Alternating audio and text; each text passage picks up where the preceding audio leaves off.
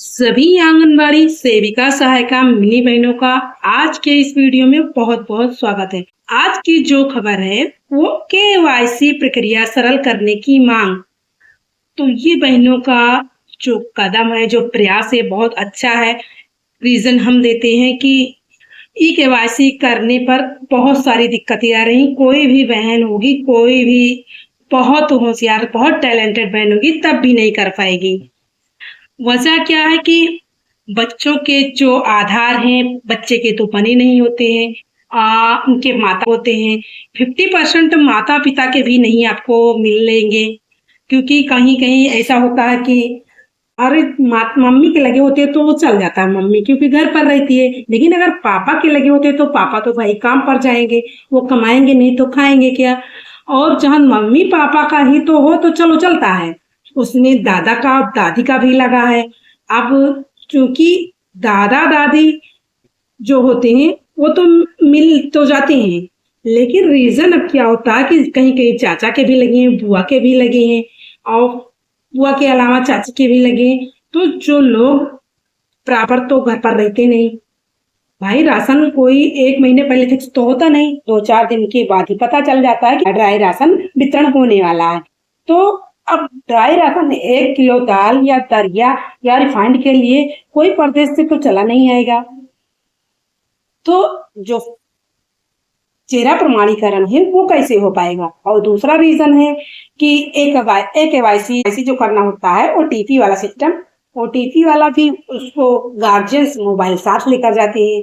बहुत ज्यादा अगर प्रेशराइज किया जा रहा है तो सरकार इसके लिए भाई कोई रास्ता निकाले, जिसे बच्चों का ही आधार ये अवेलेबल करे कि बच्चों की आधार से ही चेहरा प्रमाणीकरण होगा, और बच्चों का आधार बनवाने का प्रॉपर प्रयास करता रहे केवाईसी वाला। तो मोबाइल नंबर ओटीपी वाला सिस्टम भी सरकार को इस पर भी भाई सोचना चाहिए कि इसमें भी कोई ऐसा चीज लाइए कि ओटीपी वाला सिस्टम ना रहे। और महीने में और 2-4-6 महीने में 7 बार करते, लेकिन हर मंथली ऐसा करना पॉसिबल नहीं है। तो चलते हैं अपनी न्यूज पर। ये यूपी के मऊ जिले से बहनों का प्रयास है। आंगनबाड़ी कर्मचारी व सहायिका एसोसिएशन की जिलाध्यक्ष कंचन राय ने बाल विकास परियोजना अधिकारी को पत्र लिखकर मांग किया कि विभाग द्वारा विभागीय कार्यों को करने के लिए निर्देश दिया जाता है, उसे हमारे द्वारा निष्ठा व लगन के साथ समय समय से किया जाता है। एक्चुअली में क्या है ना कि हमारी तबीयत कम से कम 15 दिनों से खराब है। आप 1-2 डॉक्टर नहीं, कम से कम 3-4 डॉक्टर को, अब की चौथी बार हो गया डॉक्टर, जो कि हमें वहां पे जाना पड़ा अयोध्या में। तो वहां पे फिर एक डॉक्टर ने फिर वो मेरा पूरा चेकअप किया, ब्लड जांच, शुगर जांच और थायराइड जांच। राइट साइड में, पीठ के राइट साइड में बहुत दर्द होते थे और बहुत असहनीय पीड़ा होती थी। तो इसलिए हम वीडियो नहीं देते थे, बीच बीच में दवा खाकर दर्द की दवा देते थे। तो वो तो जो डॉक्टर लोग थे दर्द की दवा देते थे, दर्द में आराम रहता था, लेकिन जैसे दवाई का असर खत्म होता था फिर वही स्टार्ट हो जाता था। तो ये पता ही नहीं चल पा रहा था कि हुआ क्या है। और एक डॉक्टर ने तो ऐसी दवाई दे दी कि हमें मतलब कि साइड इफेक्ट होने लगे, कि हाथ पैर सूजने लगा। तो आ, तो भाई इतनी हार्ड दवा दे दी, और दर्द जो राइट साइड का पीठ का दर्द था वो भी ठीक नहीं हुआ। तो हमें जाना पड़ा अयोध्या। तो वहां पे पूरा चेकअप हुआ। आप तो फिलहाल तबीयत सही है, तो इसलिए हम वीडियो नहीं दे पा रहे थे, और अब तो बराबर देंगे। आज से समझ लीजिए, आज से ही सही है। पोषण ट्रैकर ऐप पर कार्य करने के लिए जो निर्देश दिए जा रहे हैं वह हमारे द्वारा किया जा रहा है। पोषण ट्रैकर ऐप के बदलते वर्जन की वजह से काफी जटिल होता चला गया है। फिर भी हमारे द्वारा कार्य पूरा करने का प्रयास जारी है, किंतु वर्तमान में पोषण ट्रैकर ऐप के माध्यम से फेस रिकॉग्निशन सिस्टम तथा ई केवाईसी की प्रक्रिया करने में काफी समस्याएं आ रही हैं। उन्होंने कहा कि पूर्व में जुड़े ऐसे लाभार्थी जिनके स्वयं का आधार नहीं है, उनके लिए विभाग द्वारा बताया गया कि ऐसे लाभार्थी को जोड़ने के लिए परिवार के किसी भी सदस्य का आधार जोड़ दें। जिनके आधार जोड़ा गया है वह व्यक्ति अपनी आजीविका चलाने के लिए बाहर है। तो ऐसे में ई केवाईसी कैसे किया जाए। अधिकतर लाभार्थी ऐसे हैं जिनका 25% मोबाइल रिचार्ज नहीं रहता है, या तो सिम बंद रहती है या कहीं खो गई रहती है। ऐसे में ओटीपी समस्या का समाधान कैसे किया जाए? विभागीय मोबाइल जो बहुत पुराने के साथ साथ खराब हो चुकी है, विभाग द्वारा 5G मोबाइल दिया जाए जिससे ऑनलाइन सभी कार्यों को सुगमता से किया जाए। सिम और रिचार्ज की व्यवस्था आंगनबाड़ी को प्रदान की जाए। जब तक यह व्यवस्था नहीं होती है, प्रधानमंत्री मातृत्व वंदना योजना करना संभव नहीं है। पूर्व की बात, आंगनबाड़ी द्वारा पोषण ट्रैकर ऐप का कार्य किया जाएगा। देखिए यहाँ की बहनों का प्रयास देखिए कितना अच्छा है, क्योंकि सही चीजों की मांग बहनों ने की।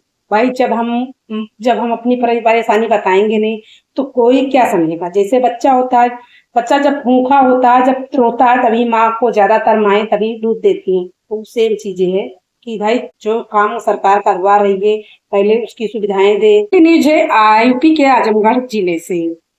ये डीएम ने आंगनबाड़ी कार्यकर्ता की सेवा की समाप्त। अभी बहन को ज्यादा दिन नौकरी करनी नहीं हुआ, अभी जो नई नियुक्तियां हुई हैं उनकी सेवाएं समाप्त होने की इसमें बातें हैं। अब देखिए रीजन क्या है, किस लिए समाप्त हो गई। अभी मानदेय भी नहीं आया होगा एक भी महीने का, और मानदेय सेवा समाप्त हो गई। तो बहनों ऐसा क्यों करती हैं आप लोग? भाई क्यों फ्रॉड वाला काम करती हैं? आप अपना भी समय खराब करती हैं, आप खुद मानसिक तनाव में रहती हैं और दूसरा कोई भी मानसिक तनाव क्यों देती हैं? फर्जी प्रमाण पत्र पर आंगनबाड़ी की नौकरी हथियाने वाली आंगनबाड़ी कार्यकर्ता की सेवा जिलाधिकारी आजमगढ़ ने समाप्त कर दी है। यह पूरी कार्यवाही जांच के बाद किया गया, जिससे हलचल मच गया। मंगलवार को विकास भवन सभागार में सीसीटीवी कैमरों की निगरानी में ईसीसीई अर्ली चाइल्ड